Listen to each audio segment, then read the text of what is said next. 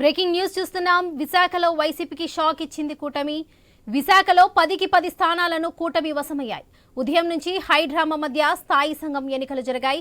Municipal కార్పొరేషన్లో వైసీపీకి బలం ఉన్నప్పటికీ కూటమి నేతల మంత్రాంగం ఫలించింది. అన్ని స్థానాలను కూటమి అభ్యర్థులు గెలిచారు.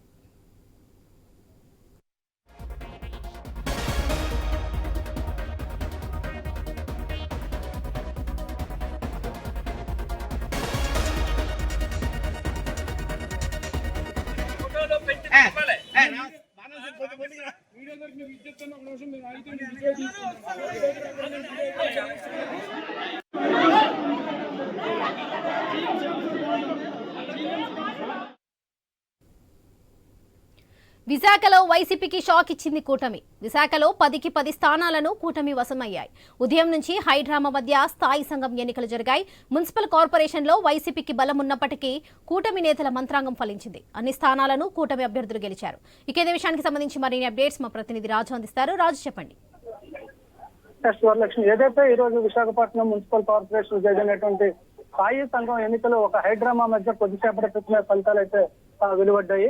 మధ్యాహ్నం 4 గంటలకు వెలువడాల్సిన ఫలితాలు అయితే 2 గంటల ఆలస్యంగా ఇప్పుడే కొద్దిసేపటి క్రితం అయితే వెలువడడంతో తీవ్ర ఉత్కంఠ ఉద్రిక్తత అయితే ఈ ప్రాంతంలో చోటు చేసుకుంది.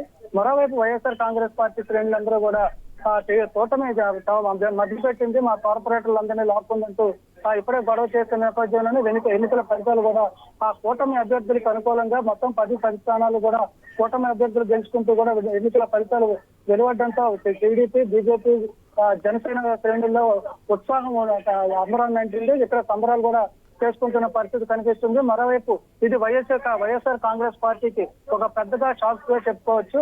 ఎందుకంటే గత 3 సంవత్సరాలుగా కూడా పూర్తి స్థాయిలో వైఎస్ఆర్ కాంగ్రెస్ పార్టీ స్థాయి సంఘాలు గెలుచుకుంటూ వస్తుంది.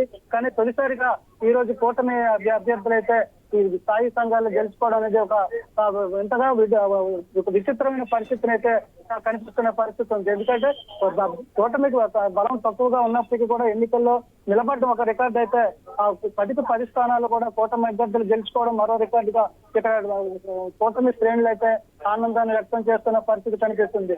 జీవీఎంసీలో ఉన్నటువంటి 96 స్థానాలకు జరిగినటువంటి ఈ రోజు ఎన్నిక ఏదైతే ఉదయానికి ఉన్నటువంటి అంచనాల ప్రకారం 48 స్థానాలు వైఎస్ఆర్ కాంగ్రెస్ పార్టీ, 48 ఓట్లు వైఎస్ఆర్ కాంగ్రెస్ పార్టీకి, 50 ఓట్లు అయితే టీడీపీ శ్రేణులకు ఉన్నాయని చెప్పి అంచనాలు వేస్తున్నారు. ఈ నేపథ్యంలో క్రాస్ ఓటింగ్ జరిగితే వైఎస్ఆర్ కాంగ్రెస్ పార్టీ అభ్యర్థిని పూర్తి స్థాయిలో గెలుస్తారంటూ కూడా ప్రచారం జరిగింది. కానీ ఈ రోజు అంచనాలను తారుమారు చేస్తూ కూటమి మంత్రం ఏదైతే చేసిందో ఎమ్మెల్యేలు కావచ్చు, ఇక్కడ ఎంపీలు కావచ్చు, ఆ టీడీపీ శ్రేణులు, బీజేపీ, జనసేన నాయకులందరూ కూడా ఒక పథకం ప్రకారంగా ముందుకు వెళ్తూ వీళ్ళందరినీ కూడా ఒక తాటిపైకి తీసుకురావడం, వాళ్ళకి అభివృద్ధి మంత్రాన్ని అయితే పూర్తిగా ఎక్కించడంతో ఈ రోజు కార్పొరేటర్లు అందరూ కూడా అభివృద్ధిని కోరుకుంటూ కూడా ఈ రోజు కూటమి అభ్యర్థులు గెలిపించడం జరిగిందంటూ టీడీపీ నాయకులు కూడా ఆనందాన్ని వ్యక్తం చేస్తున్నారు.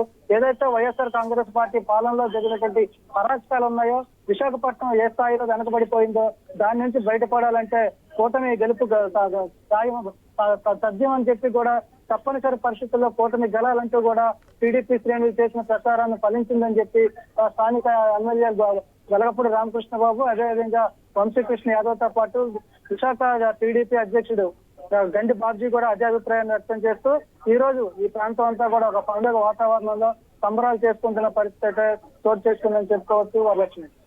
Right Raju, thank you.